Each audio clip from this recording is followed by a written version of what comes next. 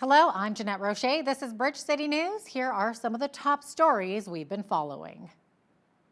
The Lethbridge Police Service has $1 million less in their budget for the next 2 years. Plus, the Lethbridge Legion releases their final numbers for the Poppy campaign, and it's better than expected.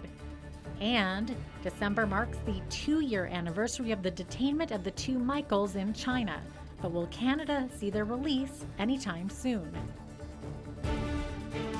Your nation, your province, your southern Alberta. From the heart of Lethbridge, it's Bridge City News with Jeanette Roche. Thanks for joining us. The Lethbridge Police Service will have $1 million less in their budget next year and in 2022. The Finance Committee voted 5-4 to reduce the budget. As amended, the Police Commission will report back to Council with their implementation for a $1 million reduction prior to February 28th of 2021 as part of their annual plan. When it comes to EMS dispatch, the Finance Committee also approved $1.2 million for next year and in 2022 to support this service. The objective is to maintain EMS dispatch within the Lethbridge region in support of an integrated fire and EMS response in the city of Lethbridge.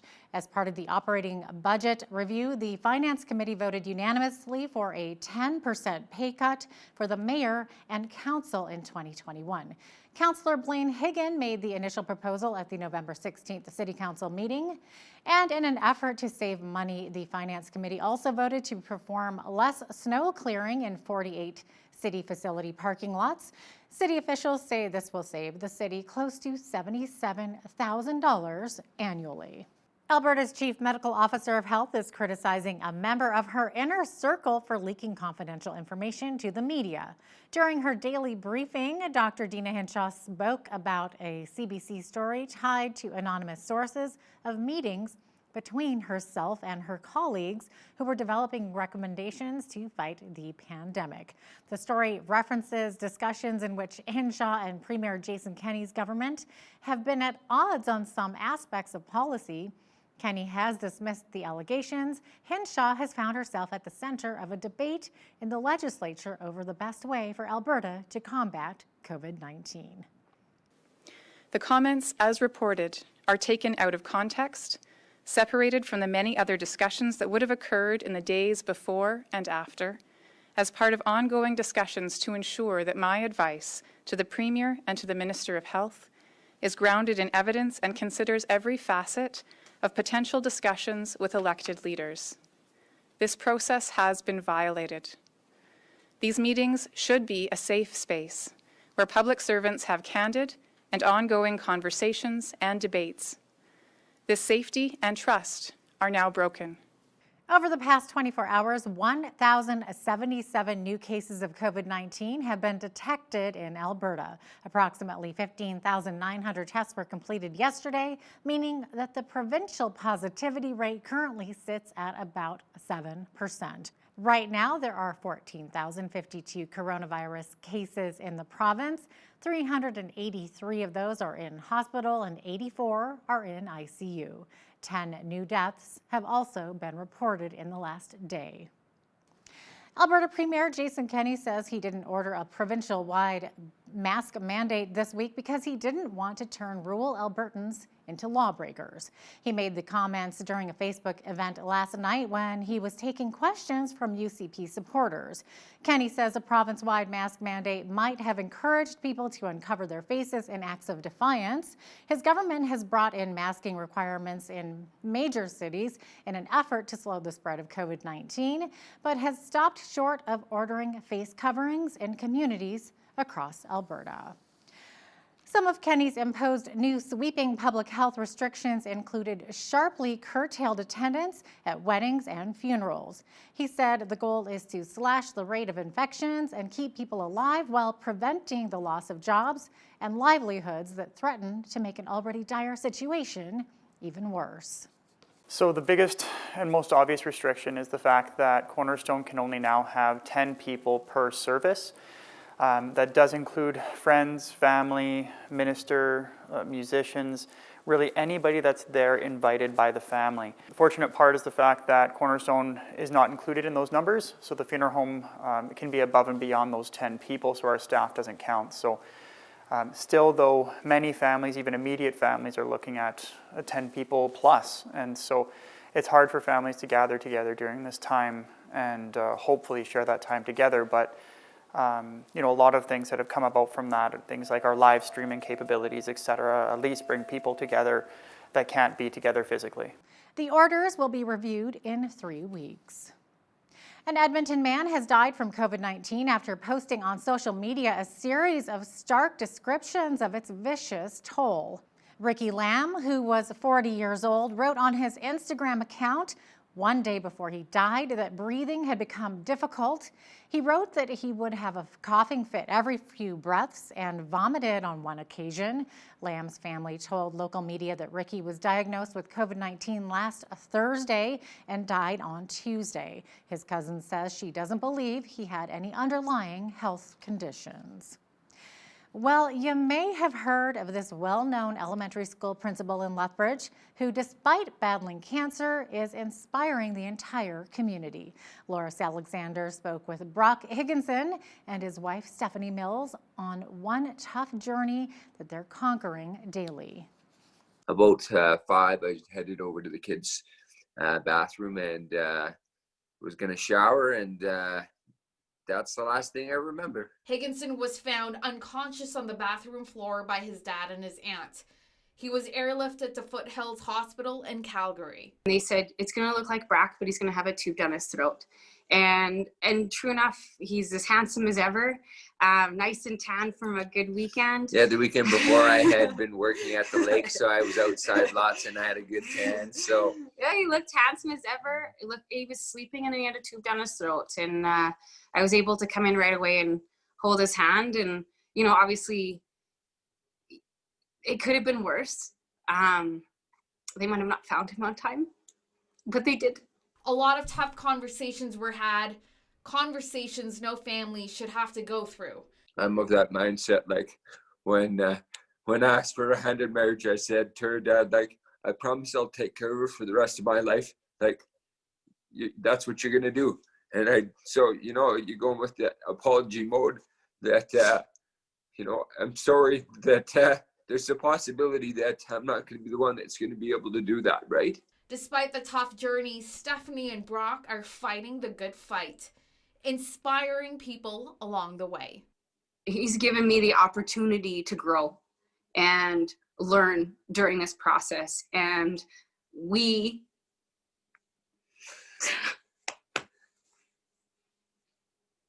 sorry. Don't apologize.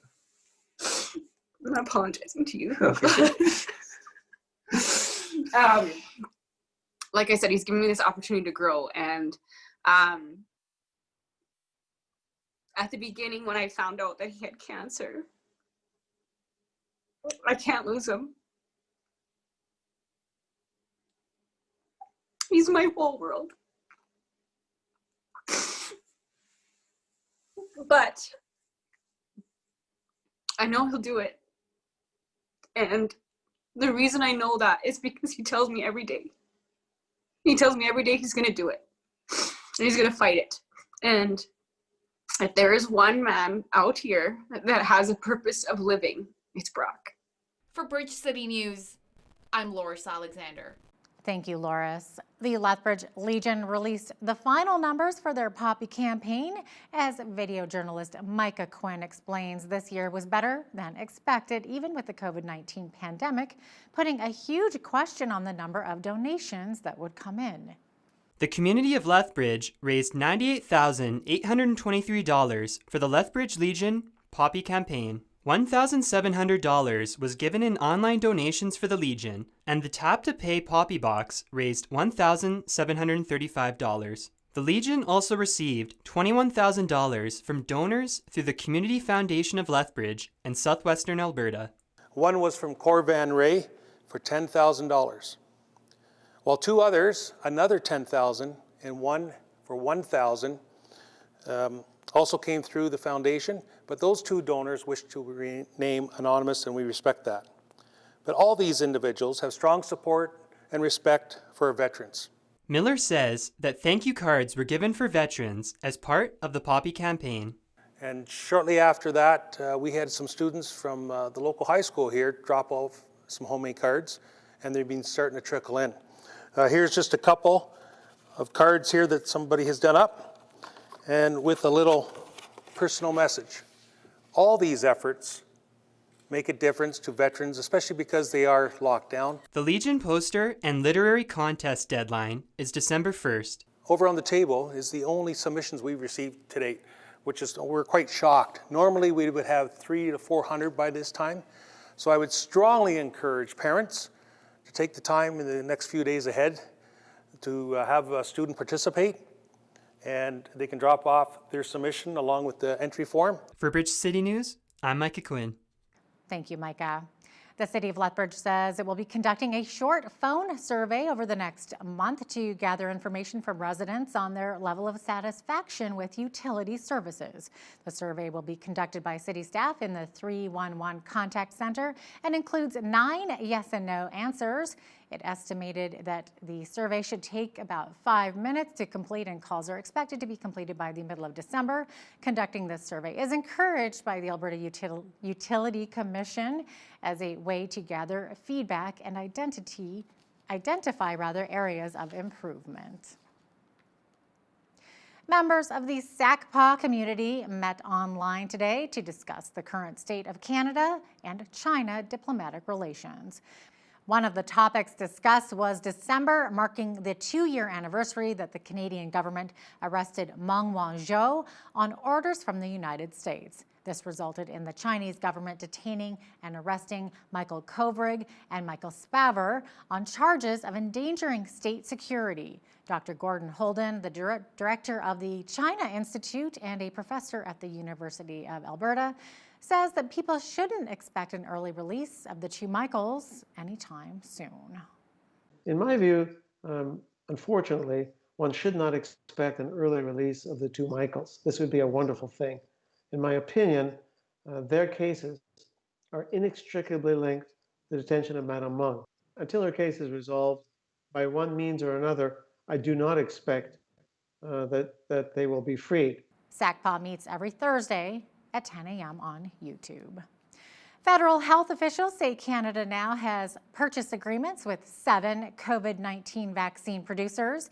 Deputy Chief Public Health Officer Dr. Howard New says most are in the final stages of testing before they can go to Health Canada for approval. Negotiations are ongoing to finalize purchase agreements with Johnson & Johnson and Novavax. Officials say they expect the first doses of vaccine to be delivered in the first 3 months of the new year. Canada has a purchase deal to buy at least 20 million doses of Pfizer's vaccine, with the first 4 million of those on track to arrive before the end of March. There was a second day of anger erupting from the opposition benches about why it will take Canada longer than other countries to get a COVID-19 vaccine rolled out. Conservative MP Michelle Rempel-Garner became emotional as she asked the health minister when she will tell Canadians when a vaccine will be ready for them. Rempel-Garner is blaming the Liberal government for confusion, conflicting information, and a lack of transparency around COVID-19 vaccine procurement and distribution. I can find more information about the American rollout process or the German rollout process or the Israeli rollout process than I can about the operations of my own government. And that's ridiculous. I mean, today, you don't have to take my word for it. Provincial governments are saying the same thing. We've got Manitoba, Saskatchewan, Ontario within the last 24 hours saying that they don't have details. And they're the ones who are going to be tasked with doing a lot of the heavy lifting on rolling this out. That is just complete bunk. And the government needs to inspire the Canadian populations right now with a very clear plan. We should be educating the Canadian public about what the rollout's going to look like, how people participate, where they're going to participate, who is prioritized and for what reasons, so that we don't continue with this mass uncertainty and mass chaos. BC health officials are preparing for a vaccine rollout early next year. Provincial Health Officer Dr. Bonnie Henry says planning is underway in her province to have everything ready for a vaccine to be delivered by the first week of January. She says the government will have to determine who gets the vaccine first and that they get it safely. Where do we start? How do we sequence vaccine over time? We will have enough vaccine to give to, this is me being optimistic. If what we are seeing about the Pfizer, the Moderna, and now the AstraZeneca Oxford vaccine, and we have contracts, and we've heard the Prime Minister say, we are expecting those contracts to be honored. It's always a challenge when we're reliant on offshore manufacturing, and there's always things that can go wrong. With all of those caveats, we want to be ready as soon as vaccine is ready to get it to the right people at the right time safely. Next week's federal economic update is expected to include steps toward meeting a Liberal pledge for a national daycare system. NDP leader Jagmeet Singh says, however, the Liberals have promised a plan before, and he wants specific details. The Liberal government has promised plans on childcare since kids who needed childcare have now grown up and have kids of their own. So I am not holding my breath, nor should anyone hold their breath, because the Liberals are now talking about a plan again. They have been in majority governments. They have had the ability to do this. They've been empowered numerous times. They've promised it since the 90s. Like, they promised this for decades and decades. They've been in government for almost 6 years, and still no concrete path to achieving this. Canadians who say they've been victims of threats and intimidation by Chinese, Iranian, and Russian foreign agents are calling on the federal government to establish a hotline for their complaints. They say they've been getting the runaround from Canadian law enforcement when they try to report death threats or intimidation. Kemi Lamo is a Tibetan student who says she's been threatened by China. My phone started going off with notifications with over 16,000 comments on my social media posts. I was targeted because of my Tibetan identity. The comments I received were harsh. They included rape threats, death threats, not just against me, but my whole family. Comments like, the bullet that will go through you is made in China. If I see you, I'll punch you. And there was even one that read, your mom is dead. I recall having to call my mother to check in on her without frightening her. A private member's bill by Conservative MP Garnet Janus calls on the federal government to take stronger action against foreign interference, including creating a new single point of contact for reporting. The government, with the tools and resources that are at its disposal, has to develop a plan to respond to this pressing problem. And we've heard many great suggestions today for specific action that the government can take. So supporting this motion would be a step to indicating a recognition of the problem and the need for a solution. Well, it's a huge holiday south of the border today, but for our American neighbors who are serving their country away from their families, like the members of the Air Force's 332nd Air Expeditionary Wing, who are in Southeast Asia, well, they celebrated with a traditional holiday meal. Thanksgiving is like a really big event for deployed FSS. It's basically like our Super Bowl. So, we really take a lot of pride in this. I'd just like to say thanks to all of our service members that are deployed and spending their Thanksgiving away from friends and family at home. And I'd also like to give a shout out to our families at home and all the sacrifices they're making over Thanksgiving. I know that having their members here is not where they want to be, but they're doing a great service to our nation. So thank you so much. And look at that turkey, looks pretty good. And since it is Thanksgiving, millions of Americans have been taking to the skies and highways to get ahead of the rush. But the Center for Disease Control is asking Americans to limit travel and to stay at home this holiday season during the pandemic. It was a big decision traveling, but I travel only one airline. I travel Delta, and I feel very, very safe. I feel they're taking very good measurements to prevent the spread, leaving the middle seat open and boarding row by row, starting from the back, and giving you plenty of sanitizers and I think everybody wears a mask and keeps social distancing. So we feel that we're doing, following all instructions. Well, the mild temperatures continue for our region and the mercury will be climbing even further. A complete look at the weather forecast is coming up right after this quick break. Stay with us.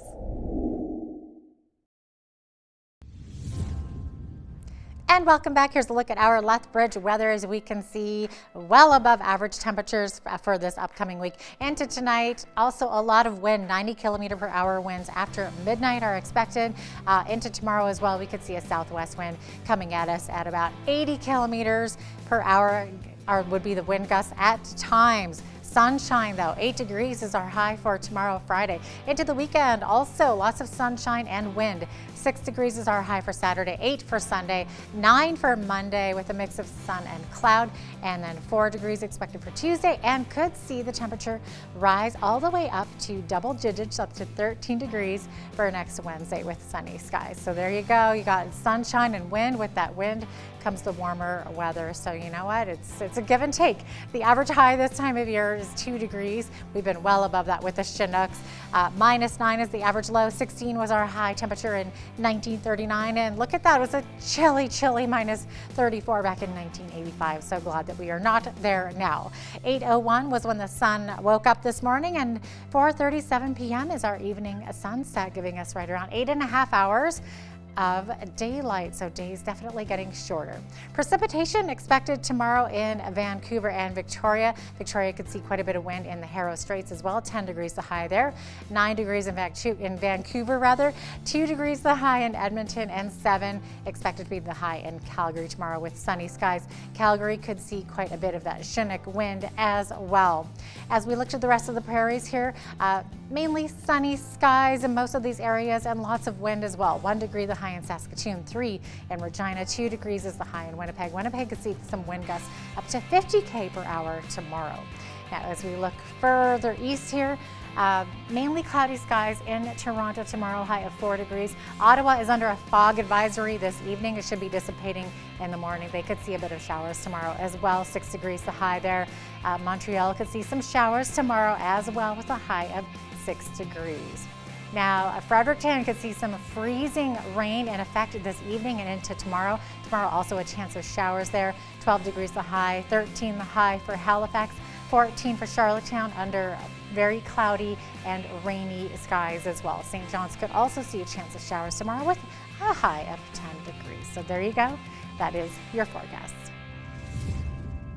And economic news, global shares are subdued and trading activity is reduced as U.S. markets remain closed for the Thanksgiving holiday. The U.S. markets will be closed today and open for a half day on Friday. Benchmarks in Europe were little changed after Asia largely closed higher. Japan's Nikkei 225 finished at its highest level in nearly 3 decades since the nation's bubble economy collapsed. The recent upbeat mood has been set off by news of the development of coronavirus vaccines and treatments, but mixed economic data has also driven home the fact that the economic damage from the pandemic will take time to heal.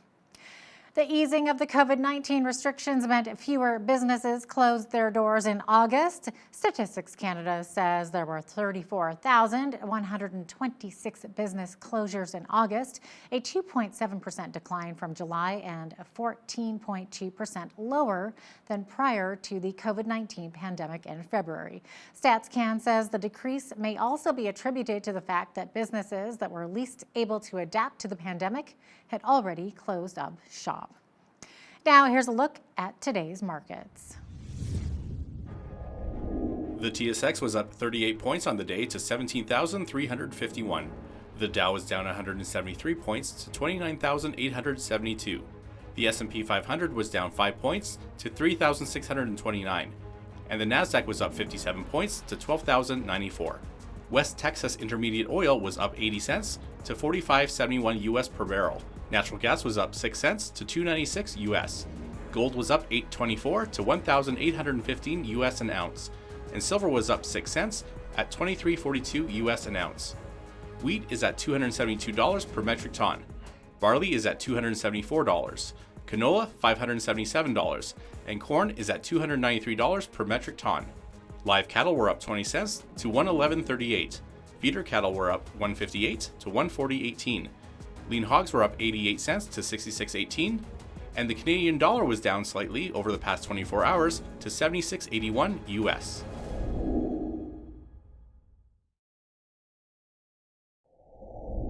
Recapping one of our top stories, the Lethbridge Police Service will have $1 million less in their budget next year and in 2022.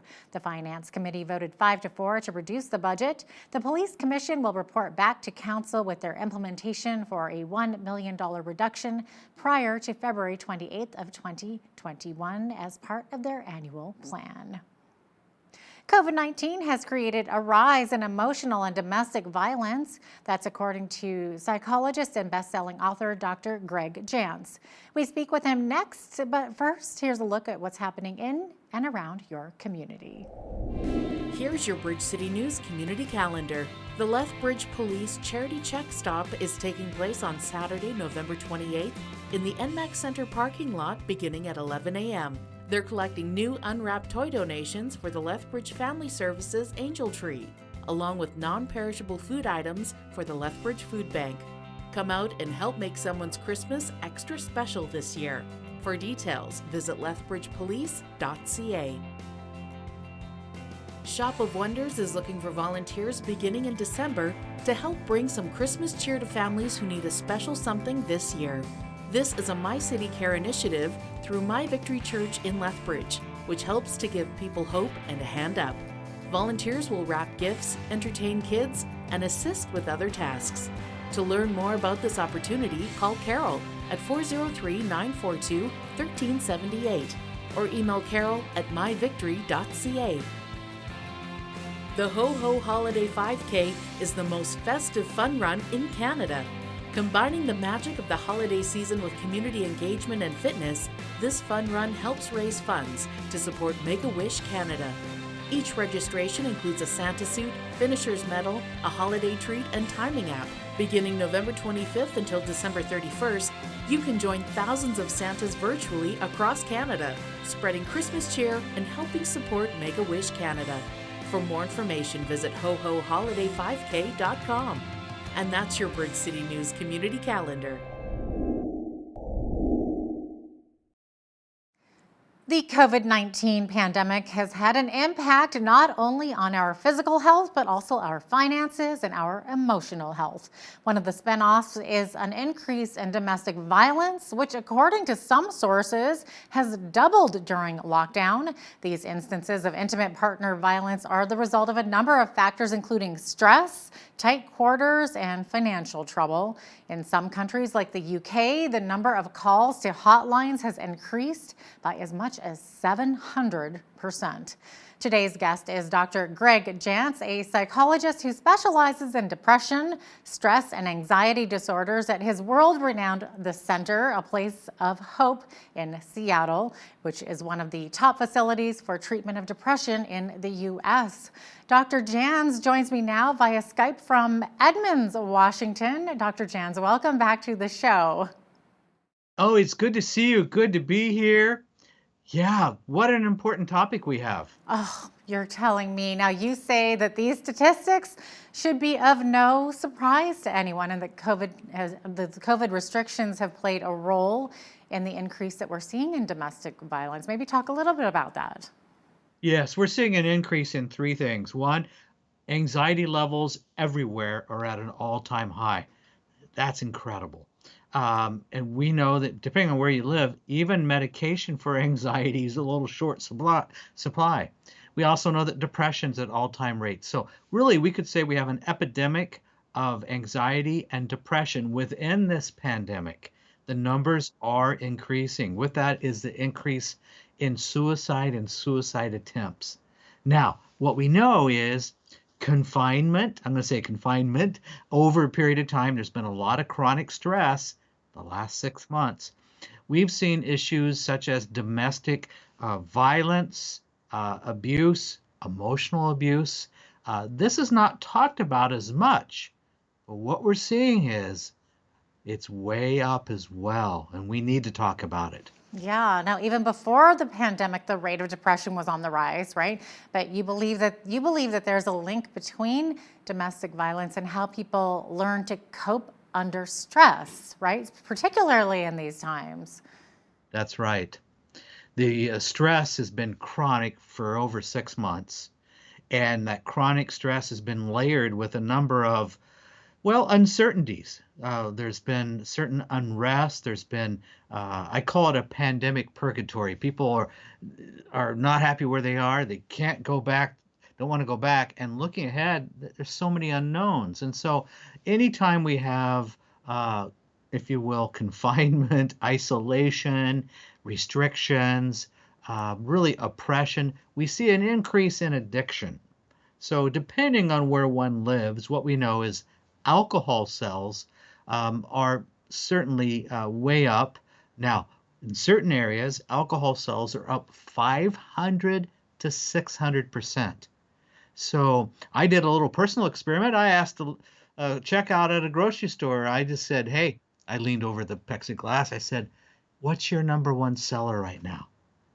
And she said to me, it's alcohol. We can't even keep it on the shelves. Wow. So anytime we have alcohol sales up high, we're going to actually see an increase in abuse, emotional abuse, physical abuse. So anything related to abuse also goes up when there's addiction.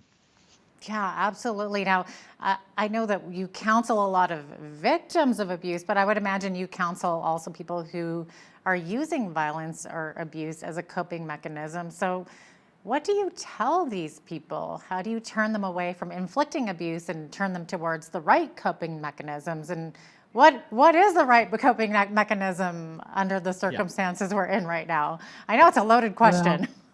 Oh, sure it is. Well, I'll do my best. One of the things that we know, and thank you for asking, is that underlying issues need to be dealt with. So we serve folks who come in from all over, and they're here at our facility for a period of time. So we need to treat some of the underlying faulty coping mechanisms. Sometimes there's trauma. A lot of what we're seeing, though, is we're treating that underlying addiction that's been secret really for so long. And as we begin to address some of those issues, it's a lot easier to get at the core of, well, what makes a person an abuser? Where does that come from? And, so often it is a person who has had some trauma in their past. And so we do look at that. We know that abuse, emotional abuse, is all about power and control, how we're going to control another person. Generally, Jeanette, people do that because they feel afraid or they feel like they're losing control. So I'm going to try to increase control. Makes sense, right? Especially in what's happening today when life is so out of control. They need to feel a sense of control. Yes. Yeah. Now, you've authored a book called Unmasking Emotional Abuse, and it's available at aplaceofhope.com. So, Dr. Jantz, can you give us just a brief snapshot of what your book focuses on? Well, emotional, we hear things about sexual abuse. We hear things about physical and domestic violence. But one area we don't hear about is emotional abuse. It's the person that maybe they control you through words or through threats or a threat of a threat. And, it's the person that has a lot of power in your life, and maybe they're give you that look and it's a threat. So it comes in various forms.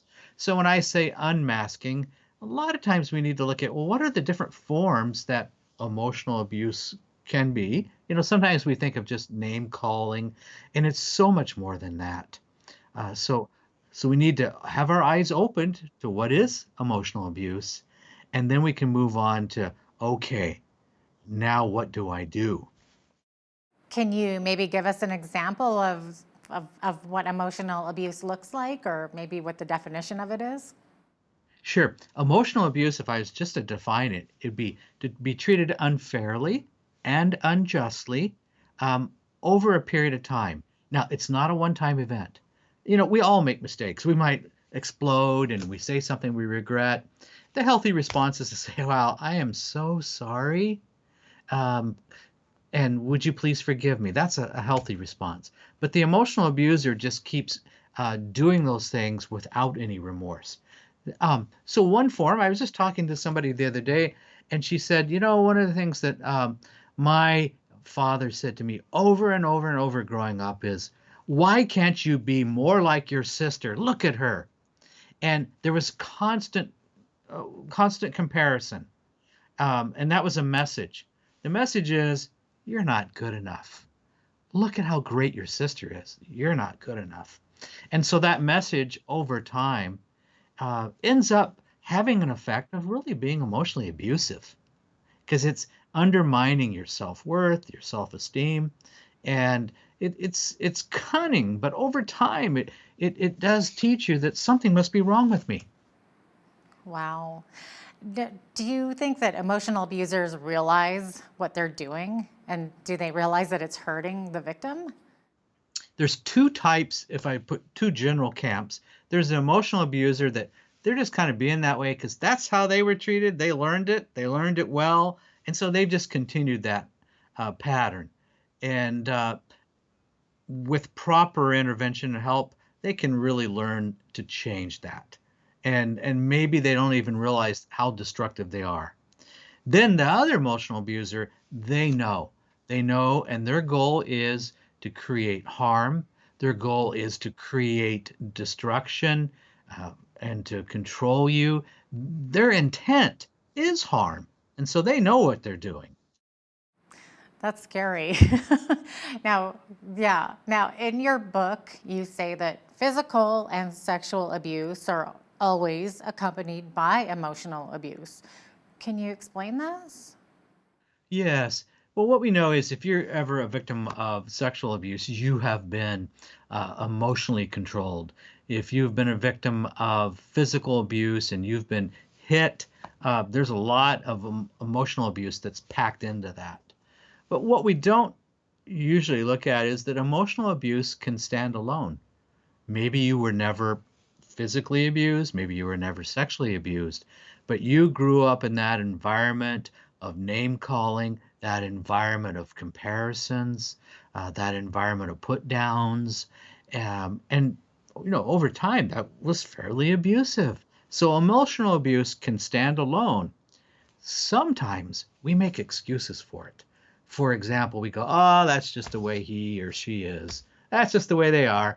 And you kind of learn to live with it, and we deny how destructive it really is.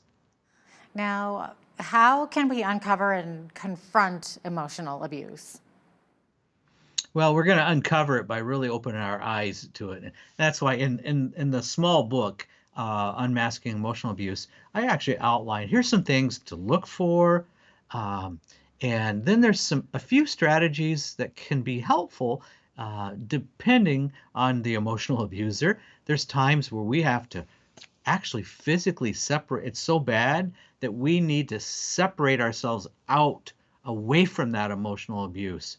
Part of it is so we can regroup and have a plan, but also the message is this is no longer okay.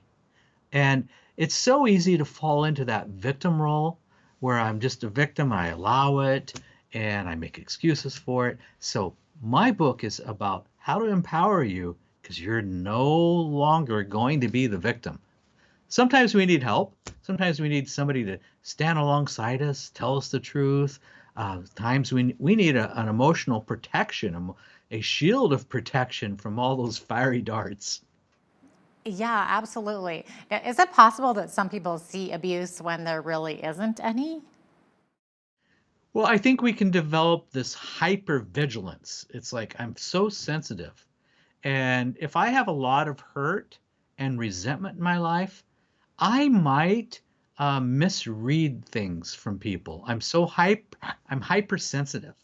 And so you can take on offenses quite easily and where there was nothing ever intended. So it's the person that has been so hurt and traumatized and so full of resentment that they easily pick up an offense. It's like you can't say anything right to them. They misinterpret, and so that's where unforgiveness can take you. Right, and it's possible that that person needs to work through some healing as well, because it sounds like Yes, they've been a victim in the past as well, and they're that's kind of right. carrying that into their present. Yes. Okay, so what are some of the impacts on an individual who is emotionally abused? And I think you just touched on one of them for sure.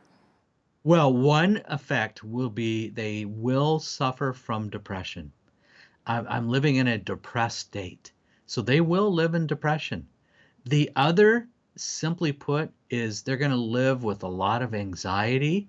They're going to struggle with closeness or intimacy in relationships, not knowing who to trust or how to trust. They may feel like they're always disconnected from other people, disconnected from God. So there's a disconnect in their life. We call it attachment, where they really are having a hard time attaching. Wow. Now, at the end of your book, you include steps to healing. So, what are some of these? Well, I've hinted a little bit. Ultimately, there's got to be a place of forgiveness. That can seem so overwhelming. I have to move. Number one, I'm no longer going to be a victim. And I can't carry the poison of hurt and resentment in my life anymore. Yes, I was mistreated. Yes, I was abused. But I have to make a decision that I'm going to unload that toxic emotion, resentment, bitterness. And sometimes I really need some help on doing that. It's not always an instant just happens. It's an ongoing decision. And I think sometimes forgiveness and what needs to happen is so deep that, it really requires allowing God to help us. Right. So, what does forgiveness look like to the person who has been abused? Well, it looks like I'm no longer going to live a life of blame. What you did to me was wrong, but I am not going to live in that bondage. I am going to be who God called me to be. I'm going to live my life with good and healthy relationships. And I have a personal mission and calling that I'm going to live out. So it changes a whole trajectory of one's life. Yeah. So, it looks like freedom is what it Yeah, looks like. absolutely. Right. Yeah. Okay. And for somebody who is on the other side of that, the abuser, what are some coping mechanisms that they can dive into so that they stop doing that? I mean, besides counseling, of course, which is Sure. very Well, I think important. there does have to be accountability. There has to be, oh, such a deep desire, not only to change, but to understand that your words and actions have been damaging. And so, really, it's a development of a new empathy. I really need to have an empathy and a compassion for those who I've hurt. And that means taking responsibility. That means understanding it may be a long time before they really trust me. I need to prove myself in a whole new way. My point of focus can't be on other people. My point of focus has to be on really redemption and allowing God to work in my life and have accountability and to create change. Thanks so much, Dr. Jans. Greg Jans is the author of Unmasking Emotional Abuse, available at aplaceofhope.com. Thanks so much for being with us today. Good to be with you. We are still being affected by the COVID-19 pandemic. Researchers are continuing their search for a vaccine. In the meantime, there are treatments being used on those infected and continued hopes that our own immune systems can do the job to fight off the novel coronavirus. Dr. Francisco Delgado is a chair for a very special stewardship committee at one of the major hospitals in Indianapolis, Indiana, and that's where he teaches about internal medicine. Dr. Delgado, thanks a lot for your time today. Thank you for the invitation to be with you. Not a problem.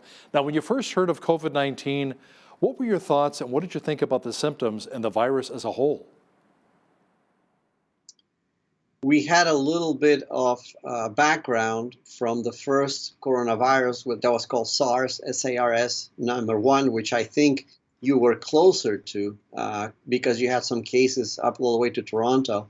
So we knew a little bit what to expect. We just didn't have a lot of information in the very beginning to know how much of a problem this was going to be, and it turns out it was a lot more problematic than we were expecting. Yes. Has the virus mutated in any way as it's gone from person to person? The viruses change their genetic material. So when you talk about mutations, there are always mutations within viruses. Those mutations are usually very small. Really, at this point, not clinically significant, meaning that those mutations do not, we cannot talk about different viruses per se. There's just small changes in the genetic material of the virus. So in a way, yes, it is mutating, but the mutations are not significant at this point. Is there one vaccine that can really wipe out the entire virus?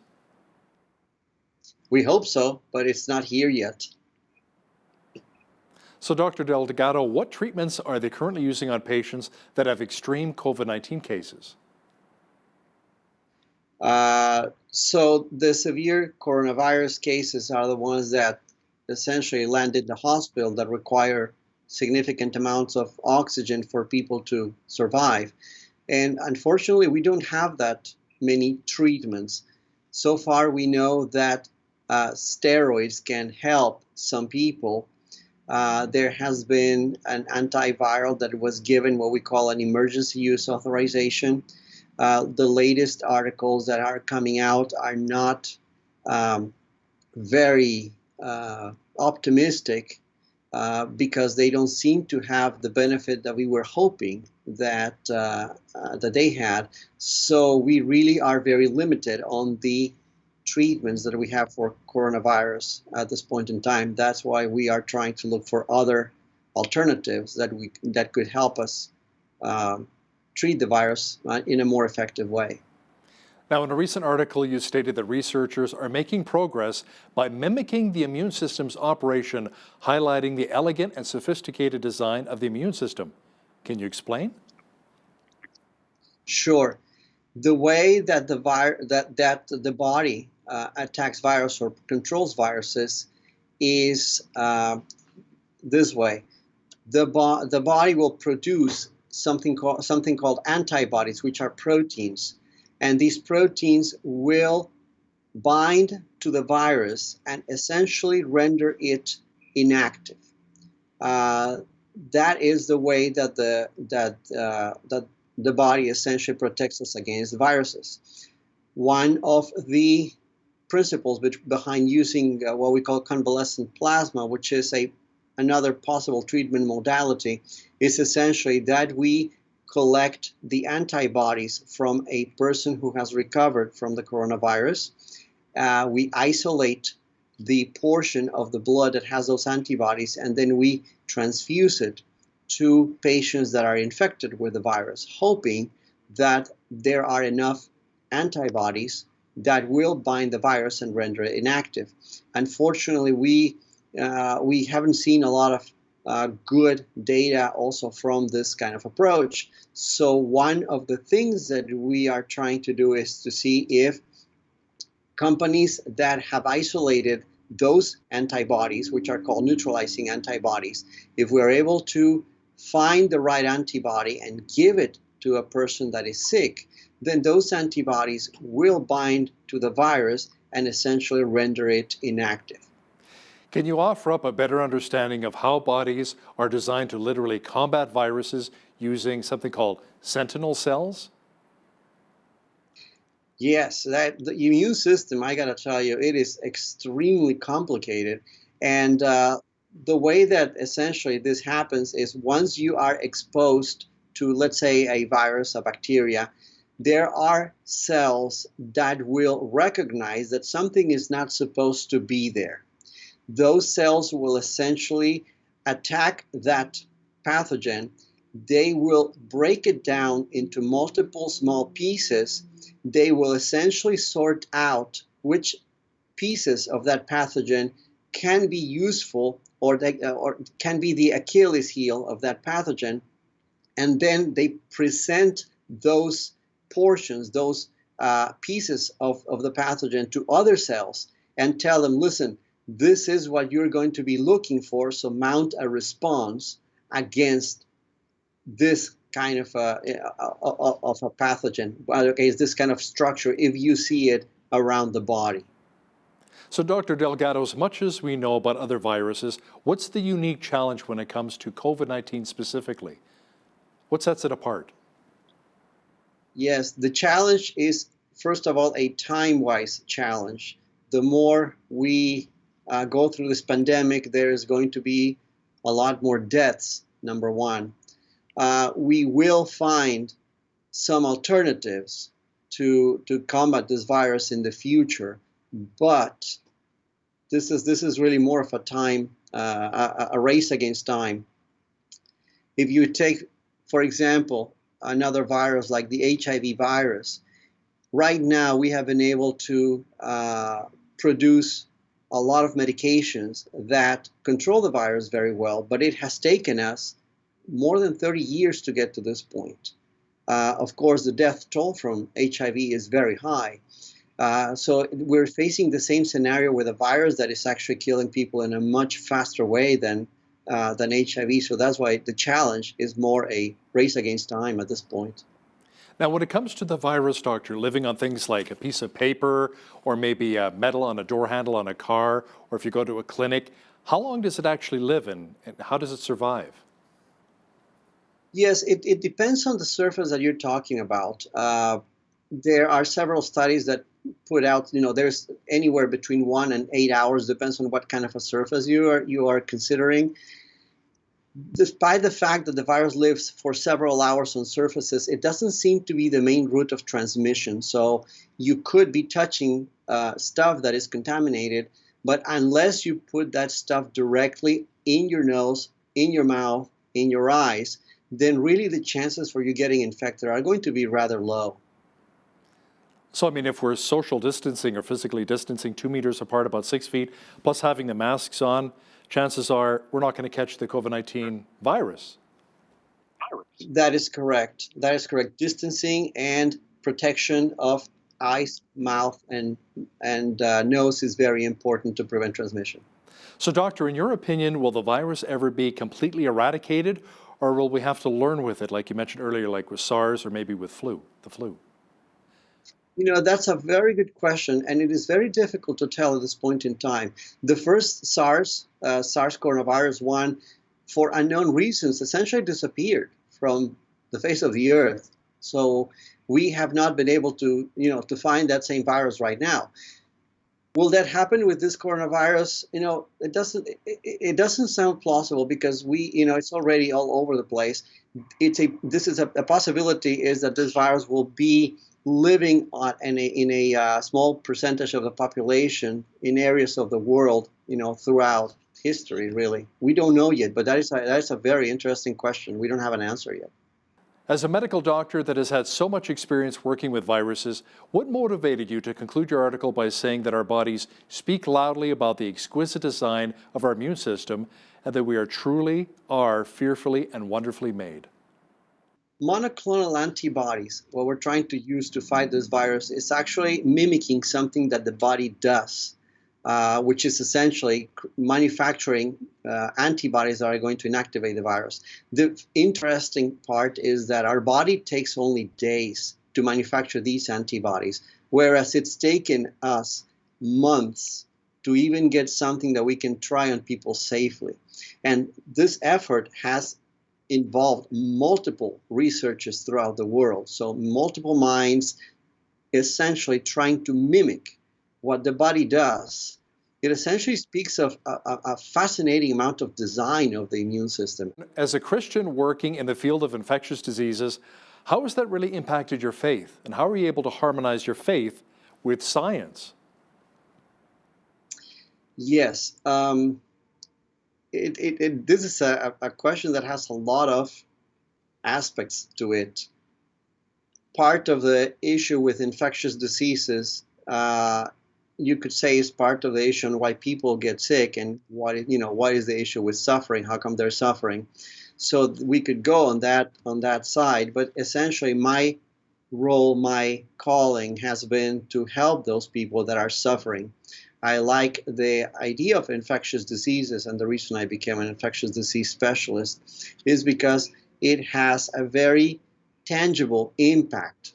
We can really cure a lot of diseases with our antibiotics and essentially transform people's lives. At one point, infectious diseases was the main killer of humans, and with all the advances in modern medicine, we've been able to turn that around. Yes, there's still a lot of ground to cover, but we really have made a big impact on infectious diseases. Dr. Delgado, let me ask you something. Some people are saying all of the wildfires we're experiencing up and down the U.S. West Coast, some of the flooding taking place and different viruses, including the novel coronavirus, are all signs of the end times. What are your thoughts? I probably wouldn't go that far. I think that there are many of these things that we're seeing that have happened throughout time. And again, it would be very difficult to conclude that this is the end. This is the end of everything. I do not think that we would have the full picture to conclude that. Dr. Francisco Delgado, thanks a lot for your efforts in the medical community, and thanks again for joining me on Bridge City News. Thank you so much for the invitation again. On behalf of all of us here at Bridge City News, I'm Hal Roberts. God bless and thanks so much for watching.